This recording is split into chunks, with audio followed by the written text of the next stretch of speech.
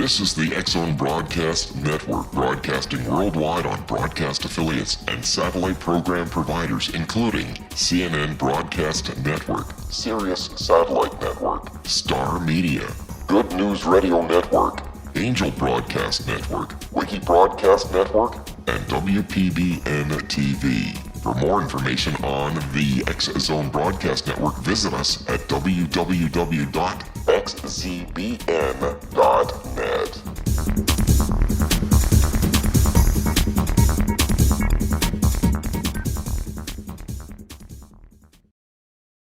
Welcome back to the X-Zone. My name is Rob McConnell. We're coming to you from our studios in Hamilton, Ontario, Canada on the X-Zone Broadcast Network and on the Talkstar Radio Network. My email is xzone@xzoneradiotv.com, on MSN Messenger, xzoneradiotv@hotmail.com, and our website, www.xzoneradiotv.com. My guest this hour is Dr. Tracy Latz. She received her medical doctorate at Wake Forest University, Master of Science in Immunobiology at Georgetown University, and her doctorate of holistic healing and metaphysics at Delphi University. That's an ancient mystery school. She is an associate clinical professor of psychiatry at Wake Forest University Medical Center and has a private practice in integrative psychiatry in Mooresville. That's a suburb of Charlotte, North Carolina.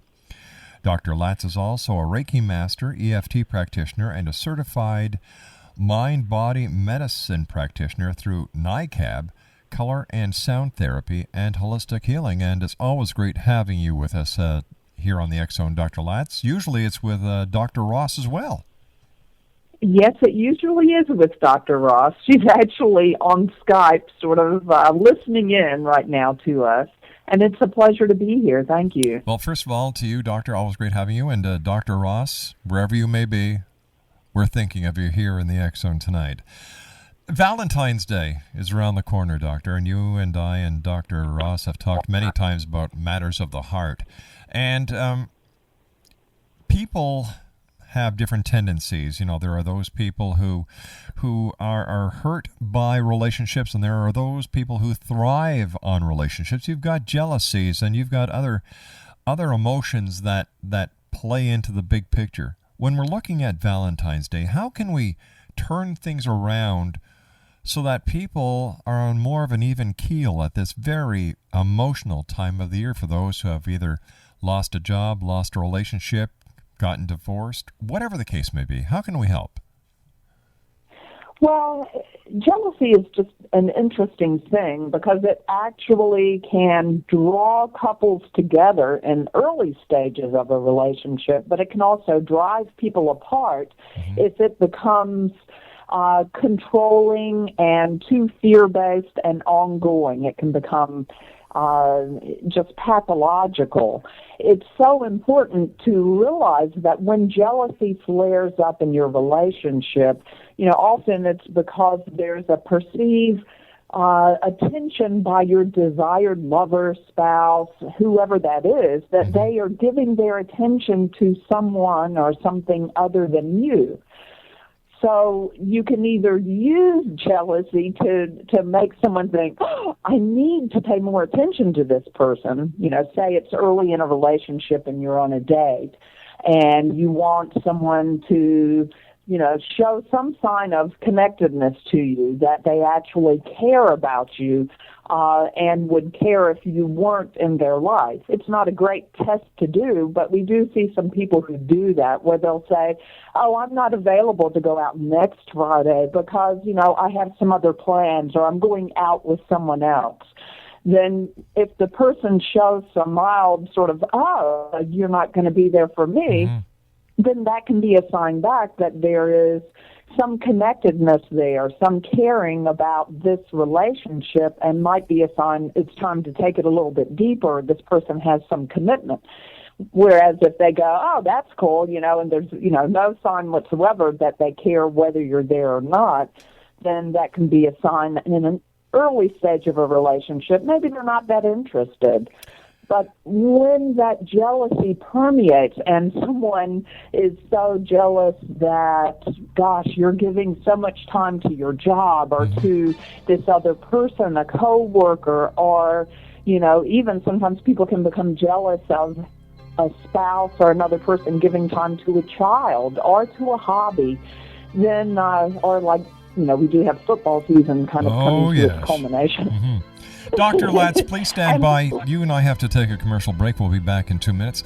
My guest this hour is Dr. Tracy Latz, and her website is www.12keystoshift.com. That's the number 12keystoshift.com. And I'll be back with the good doctor on the other side of this commercial break as we continue from our studios in Hamilton, Ontario, Canada, here in the X Zone, on the X Zone Broadcast Network and the Talkstar Radio Network.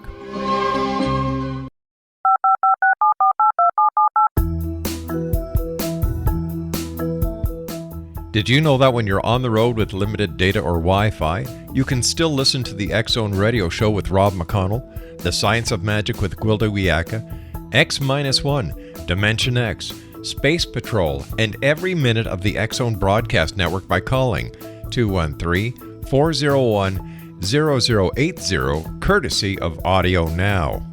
No smartphone, app, or internet needed. It saves your data plan and it's free if you have unlimited minutes.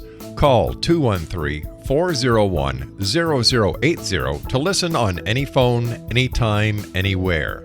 Remember 213-401-0080 for the best of the paranormal, parapsychology, and sci-fi radio programming anywhere, 24/7, 365.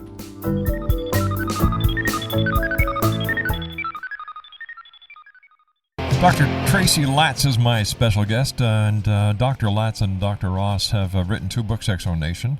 The first one is Shift, 12 Keys to Shift Your Life, and the second one is Shift, A Woman's Guide to Transformation. Both of these books are available at Amazon.com, and for more information on Dr. Ross and Dr. Latz, their website is www.12keystoshift.com. That's www.12keystoshift.com.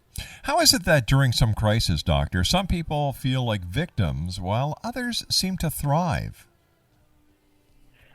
Well, when we get caught up in old scripts or old internal head chatter from childhood that says we're no good or the world is limited for me, then we can believe that and walk in our life as if that's how it is. Everyone is doing all of this to me. If you're not feeling very powerful or recognizing and realizing that we are powerful and not a victim of anyone or anything, when we step into owning the power of us to choose, we choose our emotions we dance in, whether that's jealousy or anger or guilt or shame or resentment.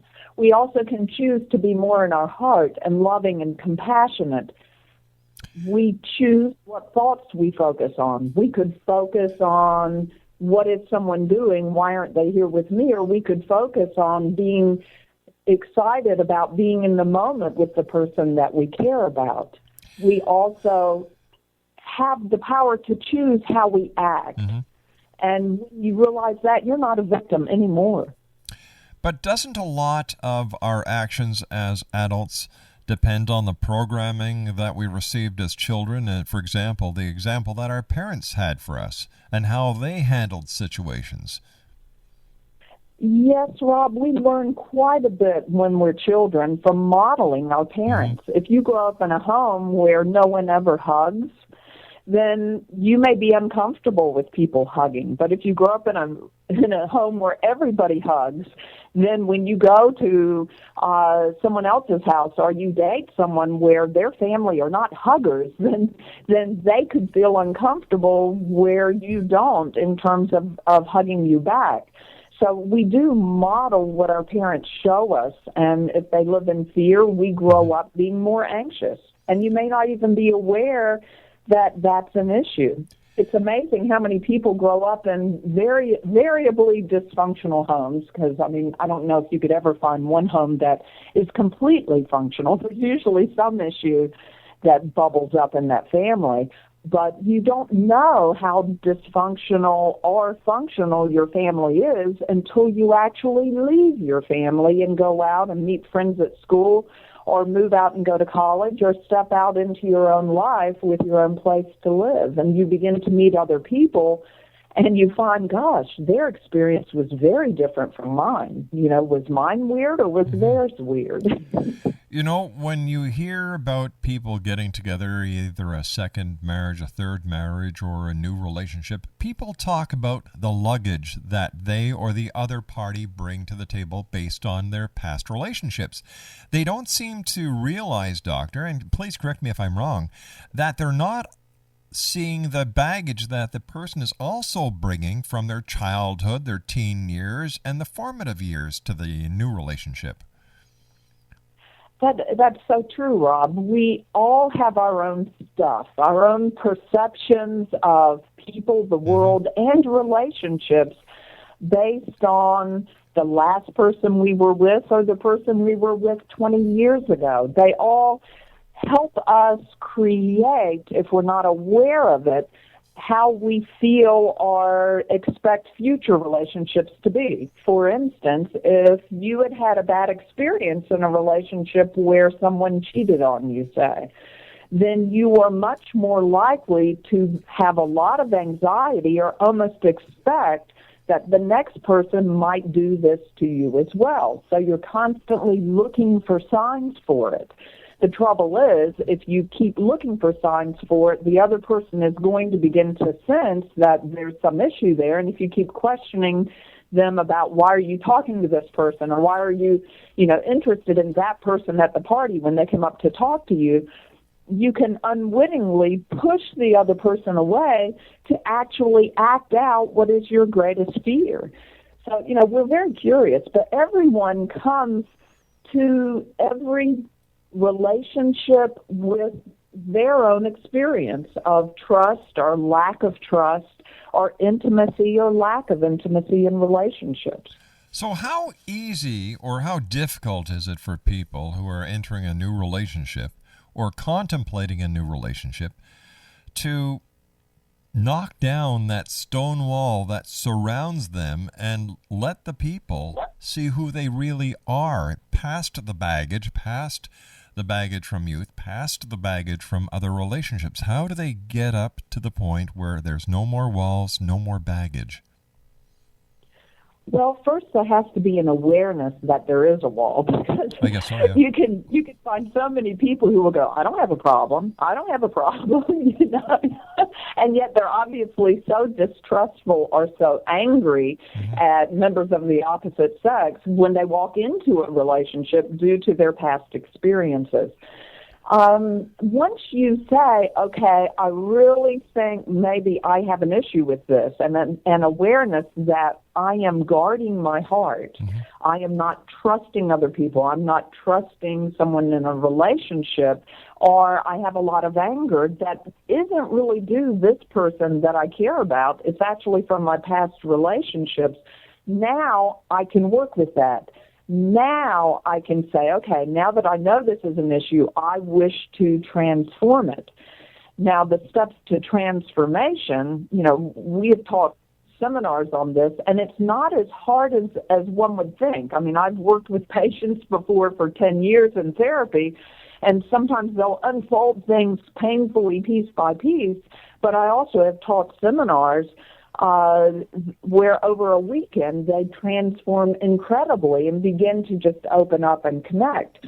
The main issue is to get out of your ego-based thoughts of your head, your mind, and begin to get into your heart, which is not so hard to do, although people think it is. And when you actually get into your heart and you experience your loving self, or experience a moment of being in your heart where you feel that heart-filled fullness and warmth, then you actually, in that moment, have connected to who you really are, your true essence, and in that moment you're expressing it. And people around you will say, wow, that's where suddenly your compassion comes through without working at it. You don't have to wear your mask of compassion where you go, well, I guess today I'll put on that mask and act like a good person. Yeah. just flows naturally. And one of the easiest ways for someone to rapidly get into their heart is to just picture someone that represents absolute unconditional love and compassion to you. And it may be someone who's living, it may be someone who has passed on, it could be a parent, it could be a grandparent, a sibling, your best friend as when you were a kid, or it could be a religious or spiritual being. But whoever that is that comes to mind, you close your eyes and you picture them as if they were sitting or standing in front of you right now. And as you look into their eyes, you feel their absolute unconditional love and compassion flowing to you. And when you feel that, you allow yourself to receive it. You can choose to send them love back, but if you do, they'll receive it, and they will also now send you 4 to 10 times more love and compassion towards you. Most people, when you carry them through that exercise, will within 15 seconds to 30 seconds feel a warmth, a fullness in the center of their chest and their heart, and in that moment, they are in their loving self. And it is impossible to be in your loving self and also be in your fearful self, your angry self, guilty, shameful, judgmental. And it's a powerful exercise because in that moment, you literally sort of open up your heart, and you can then be almost a channel, if you will, to allow compassion to flow through you towards your loved one, even if you have to tell them something difficult, or if you're having a heart-to-heart conversation and you really want to be fully present. It's incredibly powerful. So, if I'm to understand you correctly, what you're doing is you're bringing love to the forefront, because once love is to the forefront, the other emotions take a back seat, and love, being the strongest of all emotions, is the one that wins, and the person starts loving themselves. Because if I'm not correct, or if I am correct, if you can't love yourself, no one else will. That's right. If you can't begin to open yourself up to experience self-love, and let's face it, most of us are much harder on ourselves than we are on anyone else. We're much more likely to throw our own self under the bus and be kinder to someone else. But when we open up and allow ourselves to receive love and to have that respect and self-regard for our own self, then now we are fully open to actually love others more fully. It's powerful. Dr. Latz, please stand by. You and I have to take our news break at the bottom of the hour. Exo Nation, my special guest this hour is Dr. Tracy Latz. She, along with Dr. Marion Ross, who's usually with us on this call, are the authors of 2 very life-changing books, and they're available at Amazon.com. The first book is entitled Shift, 12 Ways to Shift Your Life. That's Shift, 12 Ways to Shift Your Life. And the second book is entitled Shift, A Woman's Guide to Transformation. Once again, that's Shift, A Woman's Guide to Transformation, available at Amazon.com. I'll be back on the other side of this commercial break with the news with Dr. Tracy Latz as we continue talking about how we can get your relationship, your life, to get forward, to move forward, and to shift ahead. I'll be back on the other side of this commercial break as we continue from our studios in Hamilton, Ontario, Canada, on the X-Zone Broadcast Network and the Talkstar Radio Network.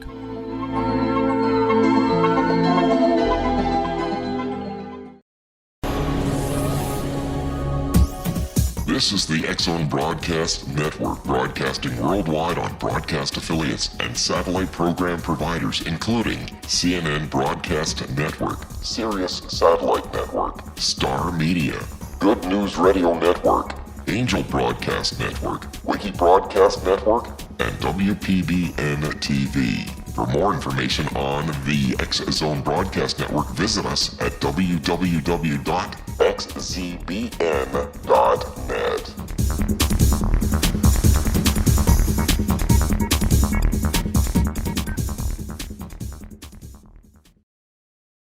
Welcome back, everyone. Dr. Tracy Latz is our special guest. Her website is www.12keys, to shift.com. That's 12keys to shift.com. These are very trying economic times for everyone, Doctor. There are people losing their jobs. There are people who are losing their homes. They have to find new jobs, get retrained. And taking all this into considerations, what are the potential obstacles that could prevent us from shifting out of the current financial crisis, either personally or as a culture? Well, that's a great sort of a concept. I think part of what makes us get stuck in moving forward is beginning to perceive ourselves as if we're failures. A lot of it has to do with how we define ourselves. And the more you can begin to reconnect yourself to that true essence, who you really are, you begin to realize your strengths and your qualities, and then begin to walk forward and feel that strength. You know, you stop feeling that you are inadequate and powerless. You begin to understand that I can choose to sit here and do nothing, or I can choose to do something. You know, and that's powerful. And it seems, you know, like, well, of course they get that, but you'd be amazed how many people don't. They sort of feel so overwhelmed, sort of like the deer in the headlights, and they keep trying to fix the situation by staying in the same box of the limitations of, I only know how to do this, or this has always worked, and it may not. You know, what we've done today, if it hasn't worked, we need to look at a different way of doing it, or maybe looking at the situation in a different way. Sort of like, you know, standing on your head or standing on a chair and looking at it from a different perspective and not taking it personally. We can get so stuck when we get so angry about, you know, what has happened. You know, you may feel righteous in your anger, but the deal is, if we're holding on to the anger of what happened to us when I got fired or I got laid off, or because the economy fell apart and I lost what I stashed away and was supposed to be earning this income for me while I finish out my career, you know, if that became gone, you know, you can sit in the anger of it and keep focusing back on it, but what that does is it deprives you of walking forward and being fully present in the moment now in more of a joyful, peaceful place.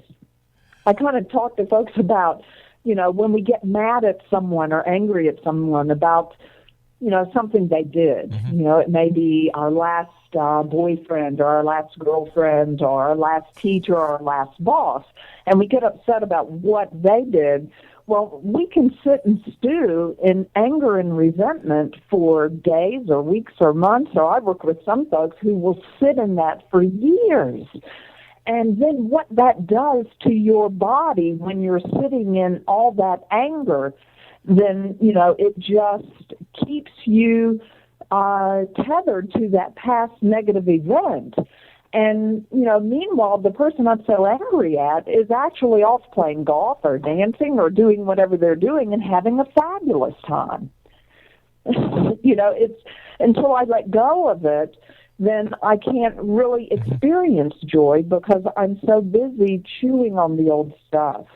So, you know, beginning to focus on what is right in my life and resetting a balance of maybe resetting priorities of what is important to me. You know, I've worked with some people who have really turned things around and actually said, you know what, this horrible crisis in my life, and I have worked with folks who have lost their homes, they lost their business, and after they get through the shock of it and the sadness, the grief, and sort of the anger, then they come back and they say, you know what, Doc, I'm actually happier. And I'll go, really, you are? And they say, yeah, because I didn't realize how much all of that stress and responsibility of trying to hold that together when there was nothing I could do about it at that point, because it was the economy had turned, and because people weren't coming to their business, they couldn't make people come to their business, and they couldn't pay the bills because they were running these businesses that now they had money extended out, and it was all, sort of set up in a domino effect, so that when the economy began to decline, they suddenly felt like the sand on the ground was being washed away by the ocean under them until they could not stand on it anymore. But they were grasping so hard, trying to hold on to it. And what that was creating was such physical stress, high blood pressure, headaches, sleeplessness, anxiety, and depression. And when they finally let go of trying to control something that they had no control of, and they began to say, you know what, I can control and choose what I want to focus on. And when they finally were able to let go of that and walk forward and say, what do I want to do now? Some went to work for someone else, and were lucky to get a job in that, and were very happy. They suddenly say, I'm not the boss of the business anymore, and what a relief. There are some other people who are suddenly saying, you know what, I found out that there are programs at the community colleges now to go back and study. And you know what, I never got my college degree. And you know what, I think I'd like to do this. I have other people who are retraining, as nurses, as learning computer skills, or I have one that now is sort of looking at a whole second career and thinks he wants to go into psychology and counseling. And you know what? He'll probably be pretty good at it. But now that he let go of his anger of trying to hold on to past issues. So a lot of it has to do with focusing on your gifts, your qualities. If you're someone that people love to come talk to all the time, use that to your benefit. Look for something that you can truly express that gift out in the world.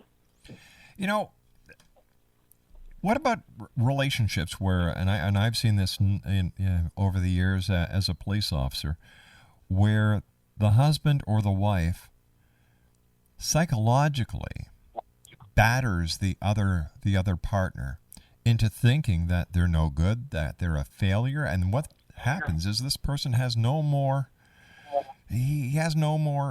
faith in himself, because what he believed or what she believed to be the person within has been destroyed by someone that they trusted and they love. Well, it's an interesting thing. I've worked with a lot of people who have gone through physical, sexual, emotional abuse, either in childhood or sort of recreating that in adult relationships, battered women, some battered men. And when a person is in an environment where they're told over and over, you're stupid, you're no good, all these things that sort of begin to erode your own sense of self-esteem, if you buy into it, then yes, you begin to believe, I am that horrible, worthless person, and I am nothing. And then I act as if I have no self-regard, which means then I further allow the abuse of me. People can't abuse, as an adult, people can't abuse you if you don't allow them to ongoing, because there is a choice to get out, to go walk into a battered women's shelter, or to contact different community groups that will assist you with getting out. But in that moment, if you buy into the fact that I am stuck here, this is the best I can get, this is better than being alone, because so many people will stay in those relationships because there's a fear that, I'm not lovable, because they haven't, usually this isn't the first person that has told them or shown them that they have a very low self-worth. So they've bought into it, and they believe, who would want to be with me anyway? Maybe I'm lucky to be in a relationship with this person. It is possible, even when you're at that very low well, that dark well of feeling the lack of self-esteem, who you really are is never eroded. Your ego sense of who you believe you are or think you are can be eroded if you buy into it and believe it. But your true essence, your actual spiritual essence, the core person of who you are, and we're born to be on this earth, doesn't actually get eroded. It just means you have to calm down the chatter and be reconnected to that, because that is always powerful, bright, brilliant, and absolutely beautiful, with incredible gifts and abilities that are unique to that person. That set of gifts that are to be expressed are always there. We just forget about them, or we put them in a shelf or a closet because we don't believe it. These are very stressful times, as you and I have been discussing over the last 40 minutes. How can we deal with the enormous amount of stress that we're facing each and every day? Are there any quick exercises that you can teach us that would help us get through the serious stress of the day?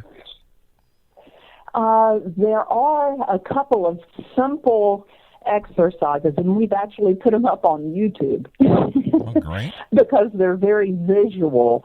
One is called the over energy correction, and it's where you, in a seated position, you take your left ankle, cross it over your right, then you put your arms out in front of you, point your thumbs towards the ground, put your right arm over your left, clasp your hands, and then curl them up towards your chest. It's hard to describe that on the radio, but we do have that over energy correction on YouTube. If you Google us under YouTube and put in Shift Your Life, or put in Tracy Latz, TRACY LATZ, and energy exercise, or Marion Ross, just like in Happy Days, ROSS, and Shift Your Life, you will actually see a series of videos. We have one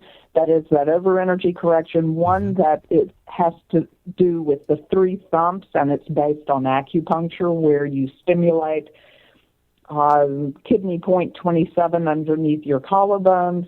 You then stimulate thumping on the thymus in the center of your chest, kind of down a third of it, and then underneath the breasts, and a guy will be about 3 inches below nipple, just outside of midline. And again, it's hard to show that, but that will rapidly boost your sense of wellness and will boost your energy. We also have posted some healing tones, if you will, and that may sound very strange, but it's how healing used to be in ancient Egypt and ancient Greece, and we use crystal singing bowls, and all you have to do is listen to it, and it's amazing. I've had a lot of people contact us back and say, I felt that. I felt so good when I was done. Wow. And it's just like an 8 or 9 minute video of us playing these different crystal bowls one tone at a time, and you can really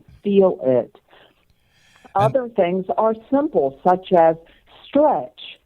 Stretching definitely boosts serotonin. You know, when we get all stressed out and we're down on ourselves, you can have anxiety or depression because your serotonin level can drop. And serotonin levels can drop even more when we have less daylight hours, like in the winter, like now.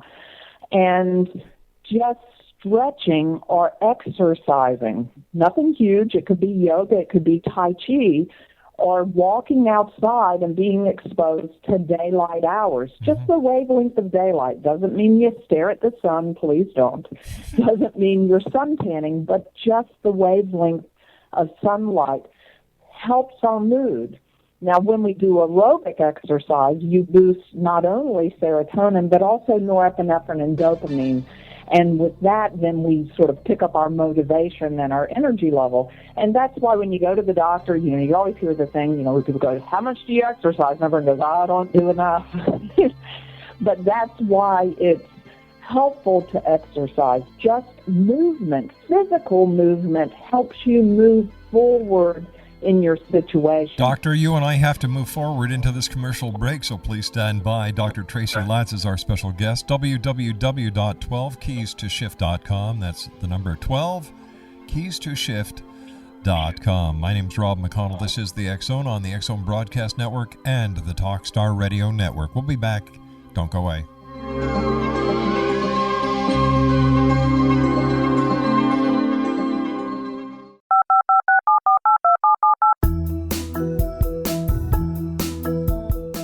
Did you know that when you're on the road with limited data or Wi-Fi, you can still listen to the X Zone Radio Show with Rob McConnell, The Science of Magic with Gwilda Wiyaka, X-1, Dimension X, Space Patrol, and every minute of the X Zone Broadcast Network by calling 213-401-0080, courtesy of Audio Now. No smartphone, app, or internet needed. It saves your data plan and it's free if you have unlimited minutes.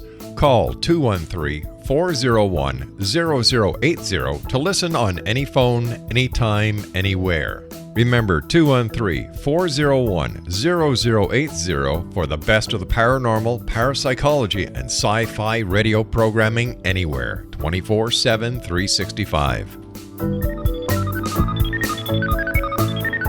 Back everyone, Dr. Tracy Latz has been our special guest this hour. Her website is www.12keystoshift.com. That's 12keystoshift.com. Dr. Latz, how important is forgiveness in our lives? Wow. Forgiveness is incredible. There's a Rumi quote that goes something like, with forgiveness, you finally let a prisoner free and you find that the prisoner was you. Wow. It's powerful. It's very powerful, because when we are so angry at someone, are really wanting to beat someone up energetically about something, we actually tether ourselves to that person or that event, and we are chained to it. So we have imprisoned ourselves to that person, and it hardens our heart, or we've chained ourselves to that event that we said was so negative in our life, and we end up defining ourselves by it, and that's where we hold on to that victimhood, and we don't step back into our power until we claim that power back, which means turning and looking that person or that event in their literal eyes. In a meditation, even, we do meditations where we carry people through that, and you look into their eyes and you actually see their sadness, because people don't tend to hurt us or do negative things to us when they're in their loving self. So usually they're wrapped up in their own stuff and are acting out and behaving badly, if you will, from their own faulty negative thoughts about their life, their situation, and their view of relationships. So when that happens, you actually look deeply into their eyes and you begin to realize, oh my goodness, how sad they are. It may have something to do with something completely different, but you begin to actually, as strange as it sounds, have compassion for where they were. Doesn't mean you agree with what they did, but you then realize, I'm ready to let this go, because not letting it go is only making me drown. So once you do that, it is so incredibly freeing, and you can literally move forward with more energy, because we use a lot of energy to stay angry at someone. It takes a lot. It drains your life force and your chi, and suddenly it's almost like being born again. You just sort of, wow, and can look forward in joy. Doctor, I want to thank you so much for joining us tonight. It's always a great pleasure talking to you and Dr. Ross. Please give her my very best. And once again, congratulations on 2 great books. They must be helping millions of people around the world. I love what you and Dr. Ross do, and I look forward to the next time you're with us here in the X Zone. much, Rob. It's a pleasure to be with you as always. Take care, Doctor. www.12keystoshift.com. That's the number 12keystoshift.com. And the name of the books are Shift, 12 Keys to Shift Your Life, and Shift, A Woman's Guide to Transformation. I'll be back on the other side of this commercial break as we talk about the shadow government right here on the X-Zone, live and around the world on the X-Zone Broadcast Network and the Talkstar Radio Network.